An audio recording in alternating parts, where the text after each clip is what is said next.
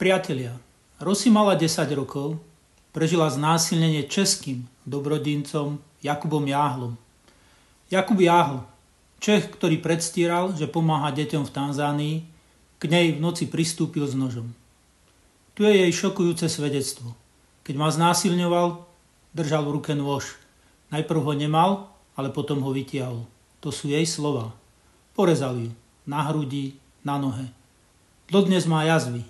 Keď utekala, takmer omdlela od bolesti, pretože, ako povedala, rany boli hlboké až do mäsa. Tento muž sa dnes v Českej republike prezentuje ako odborník na sekty. Prednáša o nebezpečných organizáciách. Čo je však najväčším nebezpečenstvom? To je on sám. Rosy prežila. Ale určite je dosť tých, ktorí sa boja prehovoriť. A kto vie, ako dopadli. Koľko utrpenia ešte spôsobí. Toto sa musí zastaviť. Hneď teraz.